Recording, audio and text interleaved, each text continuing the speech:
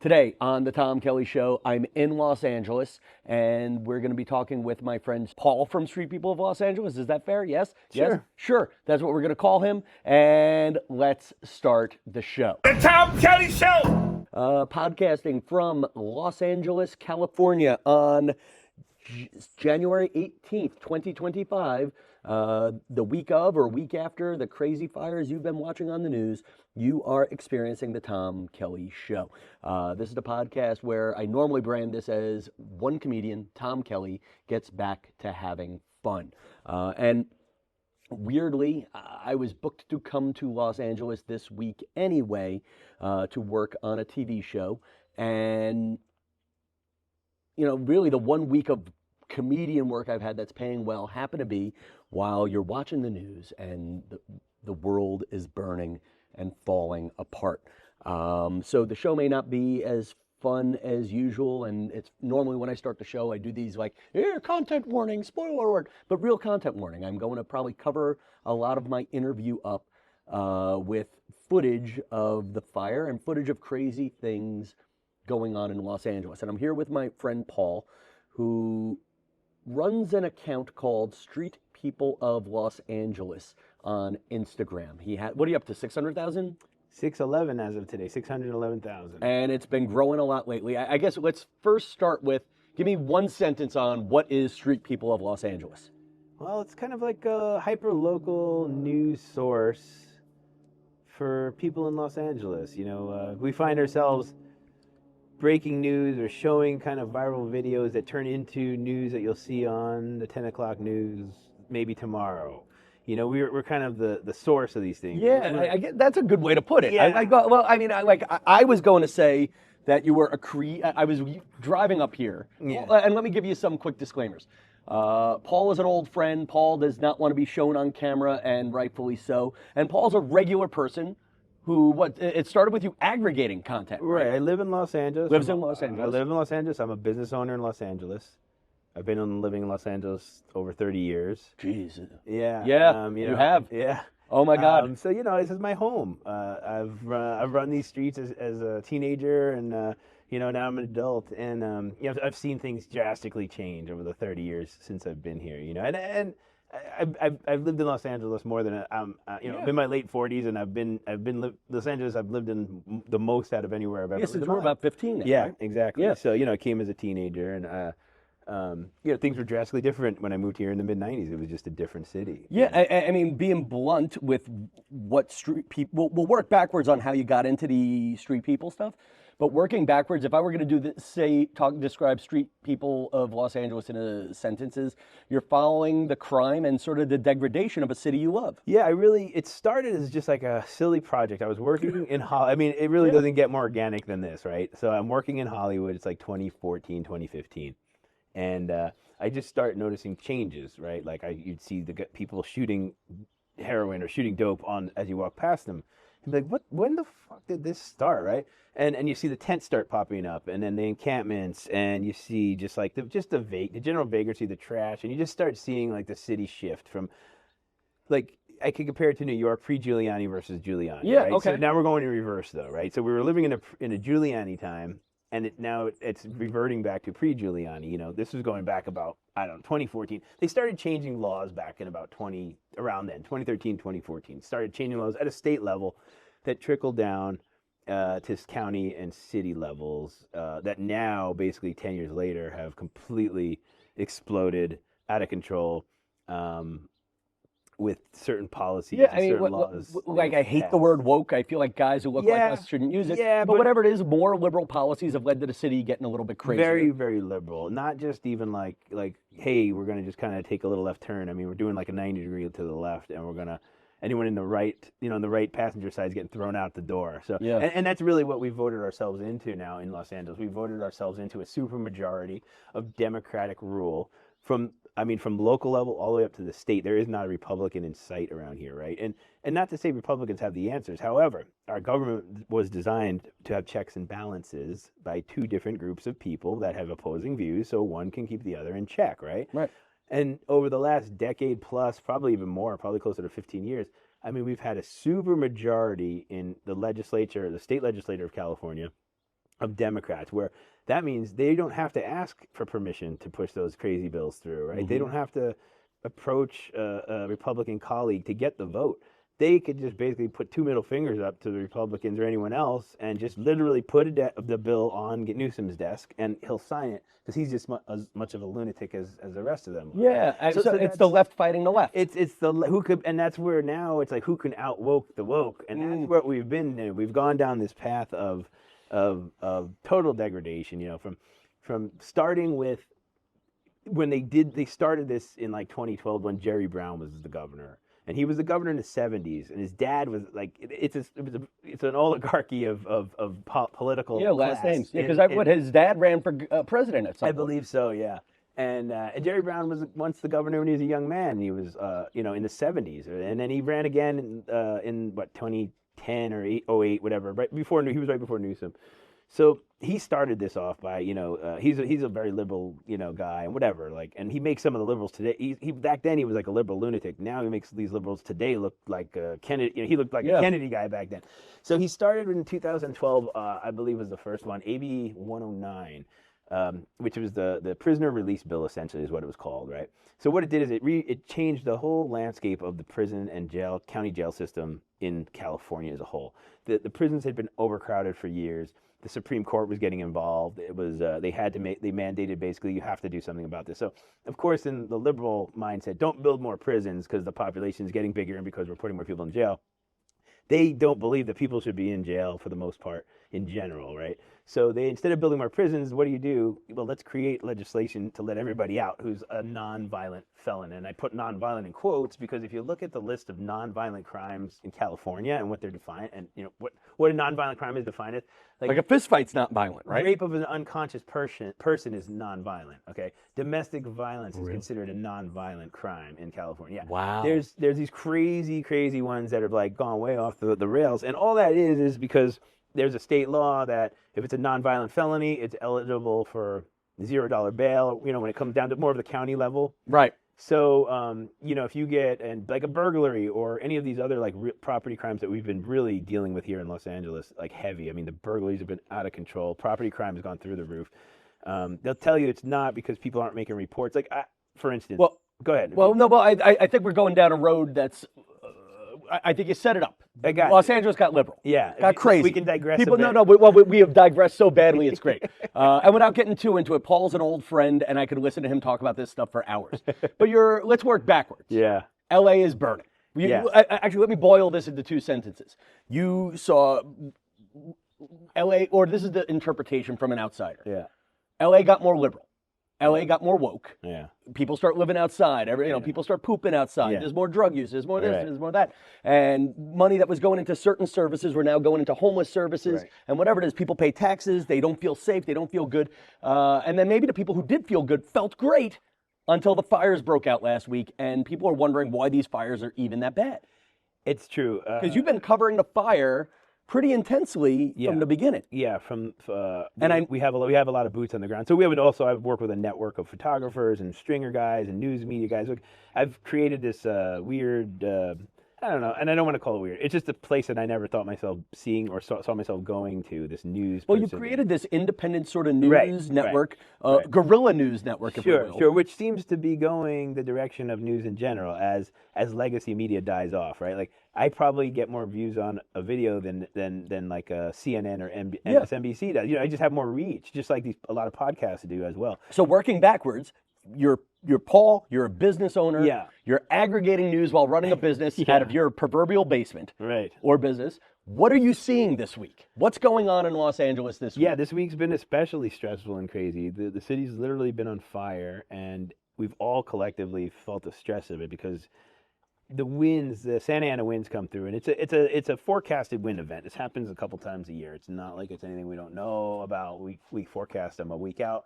Generally, the emergency services, LAFD, LA County Fire Department, whoever's in charge of and where this winds hit, because the winds do hit different areas. They'll pre-deploy units, right? So say it's like, all right, we know a hilly area is Pacific Palisades, so we're going to pre-deploy 20 engines at the top of each cul-de-sac. and have the hoses ready to go, the engine full with water, the Because hydrants ready. they'll know the wind is blowing this way. Wind's blowing north to south. It's going And if a towards the fire beach. breaks out, we got to put it out fast because it's going to blow to flames. Right. And, in a we direction. had some hurricane force winds. I mean, they were like gusts 80, 100 miles an hour. And there's nothing you can do about that, right? And you as an on the street aggregator reporter, yeah. you feel they were not deployed properly. Right. Look, and we could sit here all day and criticize leadership, and they will deny it, and there's always going to be two sides to that, right? That natural wind event, of course, right? Fire, whatever. The fire thing, I think most of it is arson. You see it on a daily basis. You hear about it on a daily basis is just homeless people setting fires. I got videos after videos on my page of just homeless people setting fires. I mean, it's just that they do. You're mentally ill, people, drugs. Yeah. It's just sometimes it's by accident. They have these torches when they smoke meth or they smoke fentanyl. They'll take a hit of fentanyl, and I've seen it before. The torch gets locked in the Right. flame on, and they pass out, and then it goes here, and then that's how these encampments start. Then it hits the tent, and you'll see. No, like, well, yeah. So I mean, I can't tell you how many encampment fires I've personally been to while I'm out there stringing, listening to like the scanner. It's like they call them rubbish fires because that's like the woke term for LAFD for it's an encampment fire. So it's a rubbish fire. You get there, it's a tent and a whole bunch of shit on fire, bicycles, whatever. Let's be woke first. It's funny how they're woke until they're not. Right. Which is I think we're going to hit that curve really soon in Los Angeles if we're not already there. I think people are realizing, holy shit, this stuff does, it does matter. It does, leading with maybe DEI instead of meritocracy does have, could have some impact. And obviously I think it did here. I don't think the city was ready for it. Now, again, you can't get ready for 100-mile-an-hour gusts of wind, but you can mitigate it. The city didn't have to burn, I don't think, for 6 days straight. I mean, and continually loses 12,000 houses, 2 major wildfires mixed with a whole bunch of other spot fires and smaller fires in between there. I think it was insane. And I started reading some of the logs, the LAFD logs from the Palisades fire, and it was a poor response. It was they had a response on the 1st, on New Year's Eve, that sounded like they should have had the same response on that night that the fire started, but it was about a quarter of the response from New Year's Eve. Now they didn't respond quick enough or aggressively enough. Yeah, apparently all of it. The pre-deployment, the pre-deployment wasn't there. They were calling. You can hear the radio chatter on the scanner traffic where they just keep calling for more units and they're not getting them. They're en route. I believe between somewhere around 45 minutes until they really got the resources they need. Which by that time, too late. They're fighting the fire by 3 a.m. that same morning, because the fire started somewhere middle of the night type of thing, or late night, I believe, the night before. By 3 a.m. they ran out of water in the Pacific Palisades, meaning there is no more water to fight these fires. So failure number 1. Yeah.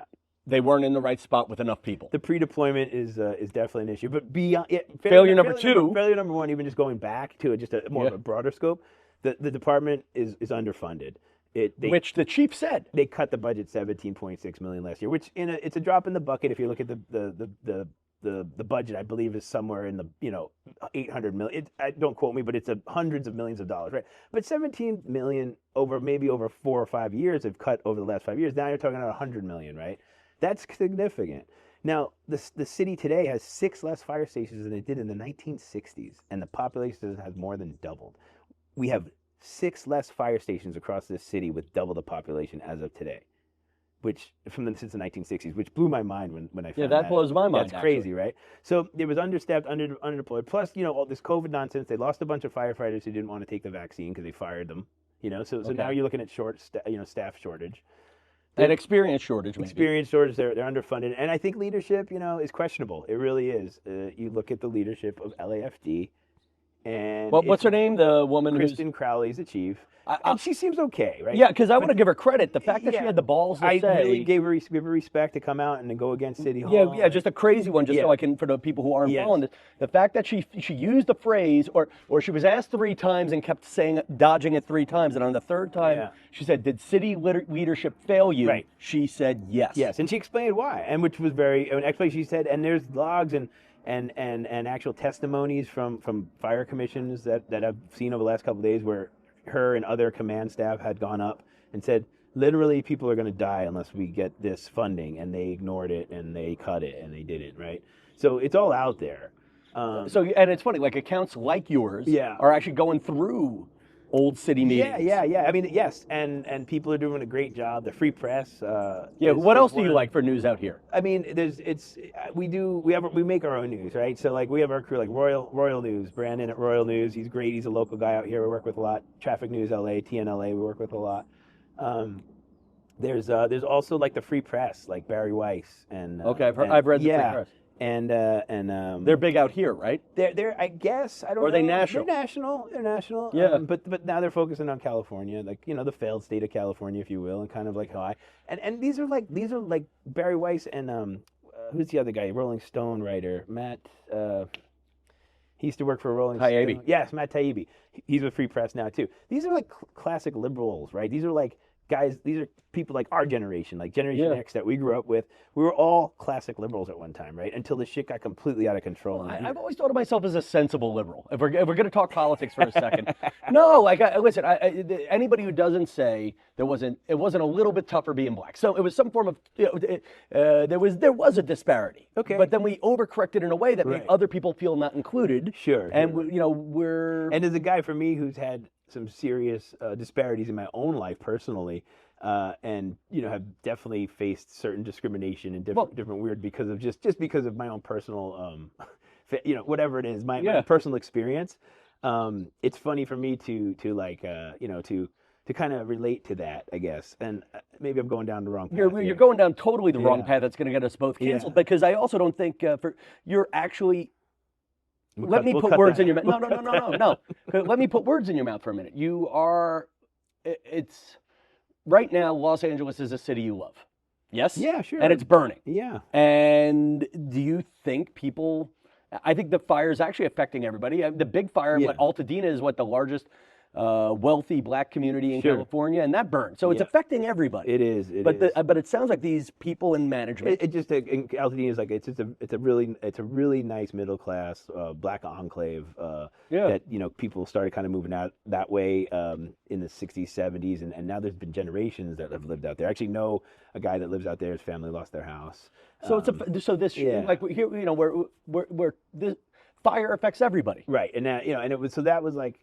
That's like the Altadena would be considered like the valley almost of LA, right? It's just like a middle class enclave where people once could go to afford a house and enjoy a family and the American dream. And now, they're already talking about coming in with high density, repopulating Altadena with high density housing, and everyone's like, "What the fuck are you talking about? Like, slow down." Well, I didn't like when Newsom started saying Los Angeles 2.0. Scary. Put the fires. It makes it sound like you started them. Right, and then which I don't think they Los did. Los Angeles and all those those key words sound very like socialistic to me and very like almost communism, like reimagining the joy, like this whole and his hands and he's moving, he's smiling, and you can tell how nervous he is because I don't know if he's the messenger or the man behind the plan. You never know. Okay, right? Let's go crazy. Do you think there is a plan? Is this part of a plan to rebuild? I don't think that it was I'm not one to go like, oh yeah, it's an intentional plan, but their favorite saying is never let a disaster like this go to waste. So they're gonna capitalize it because the whole goal is high density housing. They want you out of your car. They want you on mass transit. They want you living on top of where you work. They want like a China model, and this is well documented. They've already tried this. So like even in my neighborhood, I live in a valley neighborhood, single family homes, but it's all been rezoned because Newsom signed. I forgot it was like a Senate bill, whatever it was, a few years ago. Signed it, basically saying that now any single family lot like this one that we're on right now can be turned into up to 8 units on this one right now. Has anybody tried that yet in your neighborhood? Go drive up the street. Did you see? I'll show you 5 of them. So they're called ADUs, attached dwelling units, right? So there's a guy around the corner that built a house like this. It was probably like a 1,500 square foot, and he put a top on and made the garage an apartment and then put another apartment on top of the garage. So now there's 3 units on a 1,500 square foot house. And your house is small. Yeah, exactly. And all of my neighborhood is just a regular valley house, right? And I'll take you down and I'll show you. And now these people are expanding on these houses, putting 2, 3, 4 units on a single family house. Now, no infrastructure, no parking, no trash, no. There's no thought of any of that. It's just go ahead and build. And just let me finish one point with that. I think the idea was to lower the housing costs because we'll have more housing available, all it's done is completely increase it, because now that 1,500 square foot starter house that was maybe 700,000 a couple of years ago is now a 3,000 foot income home that's $1.2 million. So no one's buying that to start. You know what I mean? They're taking starter homes and they're making them investment properties with the guise that they're increasing housing. It's a complete racket and it's bullshit. But this is what we're getting used to in California. And it's coming in New York. Yeah, The next wave's coming. So let's start with this. sure.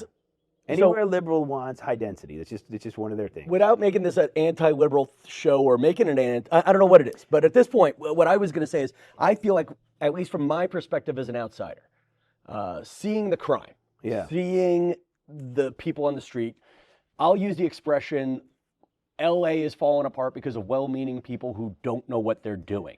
Okay, I wouldn't go that far. I would almost say I'm not sure if they're well-meaning. Okay, pocket that part, fine. But also with well-meaning, like it's easy to vote for, if not well-meaning people in government, a well-meaning electorate, because you're like, oh, I love homeless. You got to help the homeless. Well, see, that's called virtue signaling, and that's what's gotten us Okay, that's here. a great word. What the hell is that? That's what's gotten us here. Okay, I'm signaling to you that my virtue is to help homeless people. Right? I'm virtuous, right, in helping homeless people. I'm virtuous in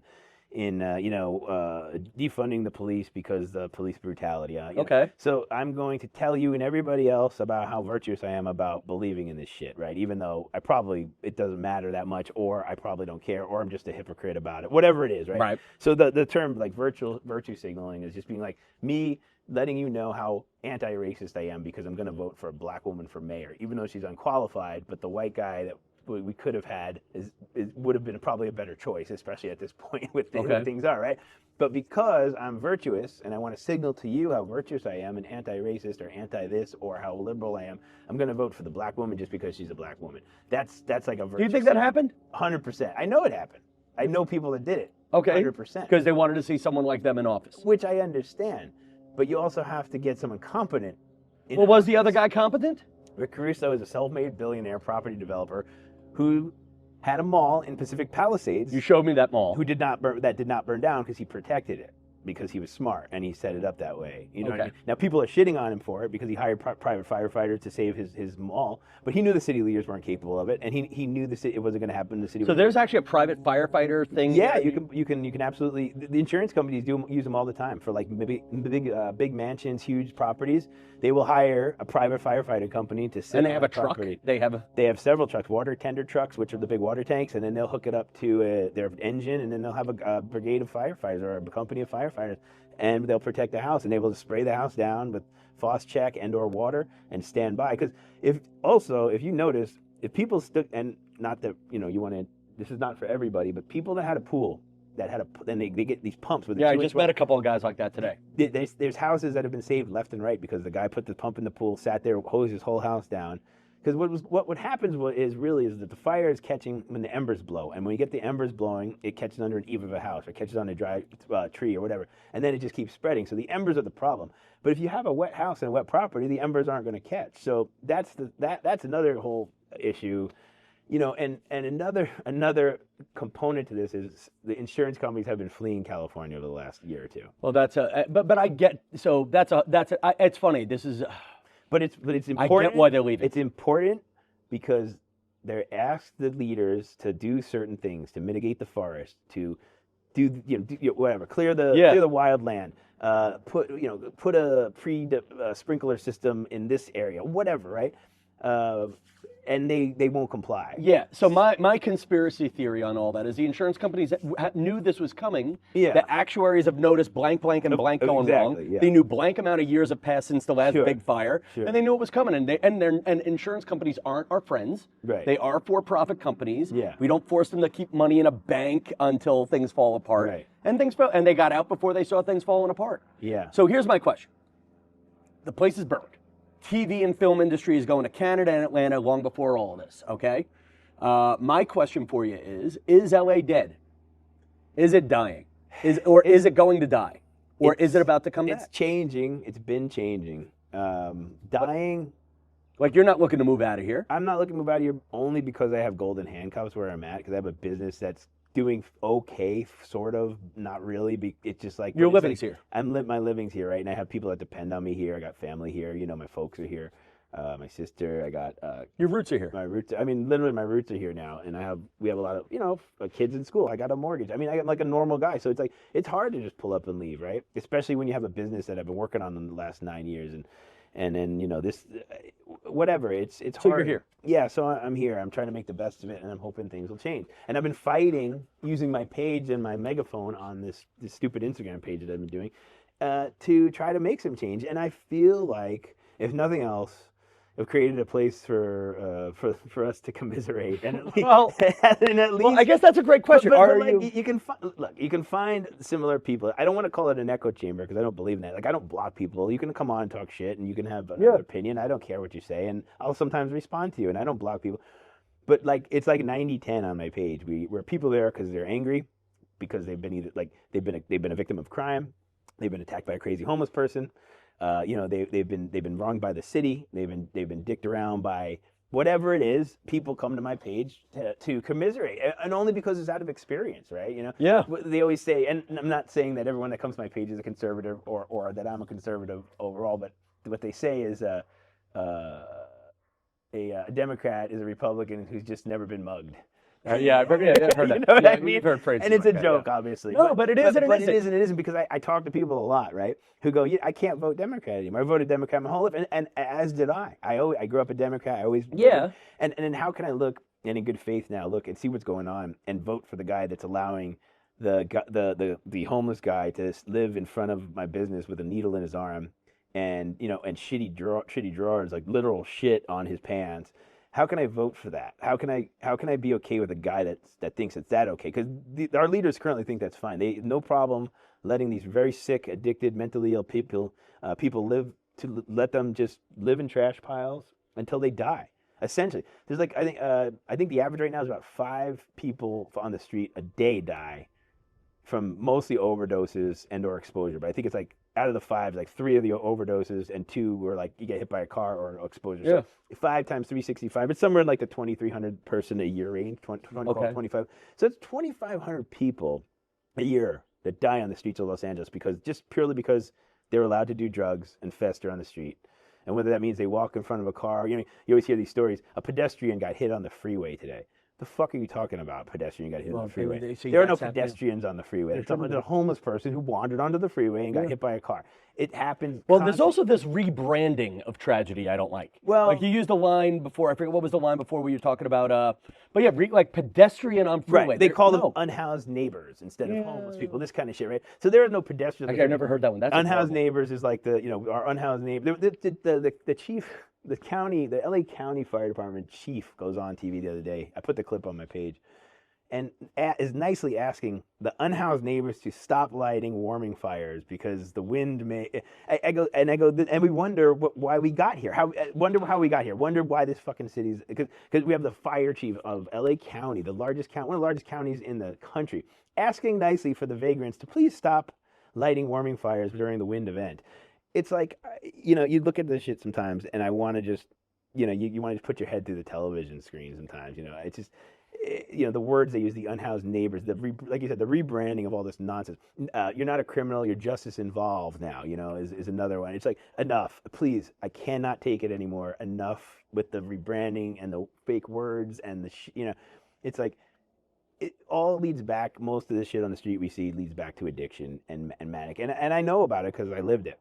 I was an active addict for many years and lost everything due to that. And I've been clean for a number of years, as you know, and have rebuilt a life for myself. So I know it's possible. So when I look at these people on the street that they just let fester, and the idea is, their answer is, here's some clean needles and clean meth pipes so you don't get hepatitis. It's like, but that's not curing the addiction. You're just killing them slower. Like, I always give the analogy: would you give a cigarette to a lung cancer patient to help him? Yeah. Like, food addict. Are you gonna take them and put their food in? You don't. I don't believe in enabling problems like that, right? An addiction is a disease. It's been documented, right? So if addiction is a disease, why are we enabling it and not curing it? So what I love. We have been all over the place. No, in a good way. And I'll let you edit this up later. No. Well, I'm not going to edit it that hard. I don't know how I'm going to edit it. because I'll just fucking talk for days. if you no, let but me. you're smart and you are all over the place. But I think this is a problem that didn't just start with one little fire. Right. This fire is the culmination of the last like 15 years of what I was talking about. Everything from, let me just start real quick, and I'm going to try to stay on topic the best No, I but I can. like that one. You just had that great first Yeah. sentence there. This fire is the culmination of what? Of this, I'm just going to start real quick. All right, AB 109. It was like 2012, the prisoner realignment bill. They took anyone that was in state prison that was nonviolent, right? Which could be an arsonist, which could be drugs mostly, any kind of low-level stuff, and kicked them down to county jail because the state prisons were overcrowded. And this goes back to the point I was talking about earlier, where the Supreme Court got involved and said, you got to do something. You're overcrowded by like 200%. So don't build more prisons, right? Instead, just kick everyone out. So they kicked the low-level offenders out to the county level and kept like the murderers and all the guys, the real bad guys in state prison, right? Changed the law so where it's like, if you get convicted for a nonviolent felony and you get up to 3 years, even if you get state prison time, you'll never see state prison because you're just going to go to county. Because whatever the law is, up to 3 years of a state prison term can be served in county now. Okay. County now kicking all these prisoners out down to county level, it just fucked all the local resources up, right? So now all of a sudden, all these local, the LA Sheriff's Department, the smaller counties, Ventura, Orange, now they have to take in this influx of state prisoners from their county that got convicted, but now we're away at state prison. So now they're back in the county. The county jail is completely overfull now. Now they're having the same problem. So the state basically just took a shit on the local municipalities and said, it's your problem now, with 2 middle fingers, right? Okay. So now the county goes, well, we can't handle all this shit. So what does the county do? They kick everybody out, right? So now they're only keeping the murderers. They're only keeping the rapists. They're only keeping the violent predators or whatever you want to call them, right? So now we're getting into this cycle now where all of the thieves, the drug addicts, and people that would be like in and out of prison their kind of whole life until they got it together, are now not ever going back. Now they're back on the street. So they don't go. You can't go home because they burned all their bridges and they're on drugs and they're not clean. They didn't get their shit together. And when I was in recovery, I met a lot of great people that had come out of prison. And even when I lived in a halfway house for a while, I met I think I forgot about you being in a halfway house. Yeah, I met some really great guys. My roommate was straight out of prison for like 9 years for manufacturing meth, and I met a lot of good guys that were at that time anywhere in their life were on the right path because they just got out of prison, and they were getting rehabilitated. They were working their program, and we were all there to get clean, right? So it was an interesting time. So back to the prisoners. Now everyone's getting kicked out, right? And then 2 years later, they pass Prop 47, which takes any felony that is a drug felony or a theft felony and kicks it down to be a misdemeanor, and an eternal misdemeanor at that, meaning you can go to Walgreens or ShopRite, wherever, and steal 100, you go in there every day and steal up to $949 worth of stuff. $949 a day. That's a good living. And the most you can get is a ticket for a misdemeanor, and you don't even, and if you don't go to court, the judge just throws it out, right? Especially if you're homeless. So, and it's not just per day; it's per occurrence. So you can steal up to $949 from each store. So I can make $5,000 a day. You can make $20,000 a day if you hit 20 stores at $900. It's really fucked up.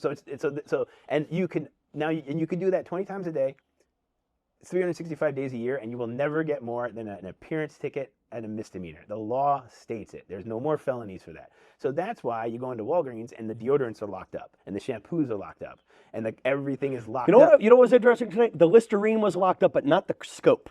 Interesting. Yeah. For some reason, Listerine hit the... Yeah, and maybe that's because, and I wonder if it's because the Listerine has alcohol in it. I'm not kidding. Yeah. They drink the shit. I've seen them drinking rubbing alcohol and Listerine on the street. Like, I've seen it with my own 2 eyes. It's whatever they can get high off. Okay. I was making a joke and you rebutted with a fact. But yeah, so that might be it. I don't know if Scope has alcohol in it or not. So getting back to Prop 47 in 2014, it made drug possession and theft under $950 an eternal misdemeanor. So again, you can get caught with meth every single day. And as long as it's under whatever it is, I think a half ounce, I don't know the exact amount, whatever it is, you're just going to get a ticket. So now what this did was just make the police say, why am I going to bother writing a ticket for theft or drugs anymore? The max that they can hold the person was 4 hours, right? So it's like the cops would tell me, we write a ticket and the paperwork takes longer. They're back out on the fucking street before we're done with the paperwork. So why am I bothering? So this just right. So this just starts. So this is a 7-minute diversion from the question which is. Well, I'm going down. No, you're right. You're not. Whole list. Well, because you're right. It's a whole list that, like, here's my line about L.A. and New York. Yeah. and a lot of other places. The colostomy bag is filling up, and it's about to pop. It's full. It's full. So now the Prop 47 is no drugs, no theft, crime anymore. So now everything starts to skyrocket. They can break into your car and not get in trouble. Now bicycles go miss. They're stealing your bikes. They're breaking the cars. They're shoplifting for a living. All this is going through the roof. And then as they go on, then Prop 57 started in like 2016, and that now starts ratcheting down the violent offenders, right? So you see my point is it keeps going, you keep pushing the envelope, right? It started with, all right, let's let the low-level prisoners out because they're. Then it became the less than low. Let's make the felonies misdemeanors, right? Instead, like the low-level felonies misdemeanors and the drugs because they're just poor drug addicts. Then it became, okay, well actually, let's work with 57. Let's work with the violent felons now. So maybe that guy that was on death row will get his sentence commuted to life without parole. And now the guy that committed life without parole, well, maybe we'll make him eligible for parole now, right? So now all these victims are just getting no justice, right? It's like it kind of is like this, Menendez thing when they're retrial, whatever, Just using an example. Well, okay. That's not here or there. I'm just but like being blunt, it's why my dad won't share his half of the bedroom closet with my mother because he knows if my mother puts in one shirt, then there's going to be two shirts. Next thing you know, his clothing's going to be all in the hallway or whatever. Yes. But bringing it back to you, my question is, what should be next for Los Angeles and what is next for Los Angeles? And just repeating my question from before, setting up the question from an hour ago, which is TV and entertainment was the big industry. Yeah. Right now, it's not even all LA's fault, but it's dying and going elsewhere. Right. That was their big moneymaker. There's no need for the rich people to be here. Right. The place just burned for a week or two, and there's the fear. In some of the richest areas. Because the other thing that I should have said at the beginning of the show is, I was in town for 5 minutes, and you and I caught a fire. Yeah, we sure did. No, and what was missing at the beginning of this week was it felt like the week after 9/11, where everyone was afraid a second bomb was going to go off. I was PTSD'd out, man, last night. Yeah. I finally ended my work week, and I got home last night, and I was just so grateful and thankful that the week was over. The wind, it was just blowing, and all you're doing is waiting for that next fucking thing to pop, the next fire, right? And then I met guys during all of this. I met a nice, gay couple. Yeah. Living near, not Runyon Canyon. They lived near Runyon. There was a fire up there, actually. Yeah, there was. Not only did they have a fire, they came back to their home, but the home didn't burn down. Someone else's house burned down, but they had their home broken into. Of course. Yeah. By not even, and they said it wasn't even looters. It was a controlled, intelligent break-in. Yeah. So bringing it back to my question now, as I'm rambling, what is next, and what should be next, and what is next?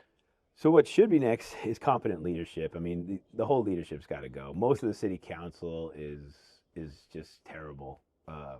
They have like these Democratic Socialists of America candidates up there. But do people pay attention at that level?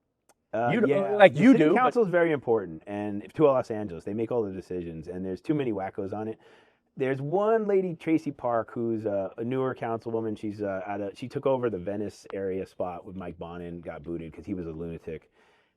Who's cool, and they're not all bad, but I really think that the Los Angeles government needs a huge revamp. But I feel like the clause of nepotism and corruption, institutional money, institutionalized. It's so institutionalized, and so it just runs so deep. Like for instance, Janice Hahn is a LA County supervisor. Her father was Kenneth Hahn, the mayor of Los Angeles. Right? It goes, all these people. It's generational. It's generational. They're all second, third generation. A lot of them are anyway. And it's real hard for like a grassroots guy to get going and to become like a councilman or whatever. Yeah. Because people vote for last names. They vote for that, and they vote for ideology, which has got us here, right? Because they want to hear the right thing by the person that looks the way you want him to look, right? Like that fire department. There was a fire department video recently released, and it was they're getting a lot of criticism for it because she's like a assistant chief to LAFD, and basically she said. Someone asked her, well, if my husband gets caught in a fire, would you be able to get him out? And her response was, well, if your husband got caught in a fire, he probably shouldn't have been there in the first place. Ridiculous. Like, that's your job. I mean, you're a mechanic saying, that doesn't make I'm not going to fix the car because you shouldn't have broken it in the first place. Yeah. So, whatever. That being said, what's next for Los Angeles? I don't know. I really don't know. I don't know because we historically vote dumb in Los Angeles, right? And whether that is, like you said, like institutionalized, or whether that is, a lot of people just don't vote. You get like a 20% voter turnout here. It doesn't take much to sway an election, a couple 100,000 votes. And you can, a lot of the, what they call like the ballot harvesting has gone on over the last few years where, they'll go down the homeless encampments and register people to vote down there. Oh, that's a whole other And animal. you go, yeah, and old folks' homes and get them to register and you kind of, get them to sign. And while it's legal, I guess, it's gray area, it's not the right, it's not. But even you just said it, let's even put because again, we're going down so Yeah, many different I know, roads. I know. You just said it too. Regular people who are intelligent, who have jobs, who make a living off the city, they're not voting for city council. Right, and also we're not showing up to the city council meetings because we have jobs and families. And this is happening in local politics across the country. Right, and we're not running for school board because we can't, and that's where these people get their start. They get their start in like school board or like a neighborhood council, like a local neighborhood council. Right? Yeah. And you see now this like weird, but people are starting to pay attention. If nothing else, COVID kind of woke people up a bit with, this whole, just like who are these people and like how are they getting elected, right? And now you have people on local school boards who are like have some really wild ideas and these unions that are kind of the unions are have always been an issue. Yeah. But when you get a certain person as a leadership role in a union and regardless, getting back to the question, what needs to be done in Los Angeles? We need a revamp, but that also starts at the state level. We can't have a governor like Governor Newsom. And then expect LA to recover or LA to get any better. So you need help from people in other cities. We need government. We need a complete governmental change, right? We need to swing it back to the middle. It's way over to the left. Newsom, all these people, and they whether it's incompetence or by design, whatever it is, it's not working, right? And it hasn't been working. And we pay the most taxes. It's the most expensive to live here. It's disgusting. The downtrodden, like when I go to work, I'll leave for work 6:30, 6 in the morning, whatever, right? And you just the people on the street, the bodies, you just see that they're just. It's like, how the fuck is this acceptable? Who in their right mind votes for this and thinks this is okay? And we keep electing the same people over and over. I'll tell you, it's funny being from New York. A new thing I saw this week was a man sleeping in the street. Yeah, and there was a sidewalk. Oh, we see that. Yeah, that's all. There was a sidewalk, plenty of sidewalk. Yeah, you're gonna get run over. And then do you wonder, did he hit his head and fall? Right? No, he was sleeping. He had a blanket. This one. Yeah, right. We've come so like I remember back in the day, like I had called 911 for a guy that was like drunk and passed out on the side of the curb. Right? He was on the sidewalk, and this is 25 years ago. I remember being young. Yeah. And it was right around in the neighborhood I'm living now, not too far actually. Funny enough. And they came and they took him. And like now, I wouldn't think twice. You don't even look. You don't even see him, and you literally see a body like strewn on the floor, but no blanket. It looks like the guy got knocked out on the ground, but it's just a homeless guy who just decided to fall. Yeah. And we've gotten so complacent and so used to it. It's so sad to see just how many sick and downtrodden people they are. It's like, did we just like bust them here and say, here you go, and here's a tent, and it's bad and. So, I don't know. Really quick, because I hear your daughter, we promised her only 20 minutes, and we're now at triple the time. It's okay. One sentence, and I'm going to end the interview on this. Okay. You're going to give me one or two words. You have only one sentence to answer. Yes, sir. Do you have hope for Los Angeles for the next 2 years? Yes. Why? One more sentence. Why? Look through the comments on my page. Look at the people that are on my page. Look at our movement that we're kind of pushing. People are listening, people are commenting, people are mad, people are fed up, people want change. I also have developed a network of people through my page, whether they're fellow, I don't even call myself a journalist, but I guess I find myself in that space a little bit, fellow journalists, fellow news people. You're an independent journalist, I think. I guess so, right? News people that I talk to. I've created a really nice network through my page of everyone from just regular people to celebrities and journalists and news people, whatever. And a lot of people on the DL are like, you're doing something cool here. You're doing something good, right? Of course, you're gonna have your haters and shit, right? People think I shit on the city. It's not that. I care about the city. I want change, and I think exposing the bullshit is the best way to enact change. That, by the way, you're going to clip that sentence. So I'll give you one funny one. So this is Paul's first real media interview, is it? I've done a few other ones. Not with anybody as high quality. Not with anyone as important as you. And just for fun, one of the things we're going to teach him is how to speak in sound bites. How do you clip it down? And this is, again, stuff I should have said at the beginning of all this, but he is knowledgeable. He loves his city. And I'm honored to know you and be and have a, I guess, a window seat to this adventure, man. And I love you for the cover. So that's Street People of Los Angeles. Folks, normally this is a much happier and funnier podcast. Please check me out. There's a new show every Sunday night on YouTube, every Monday morning on the audio apps. If you get a chance, leave a comment. Tell me what you're thinking. Show love where love can be shown. And until next week, good night, Los Angeles.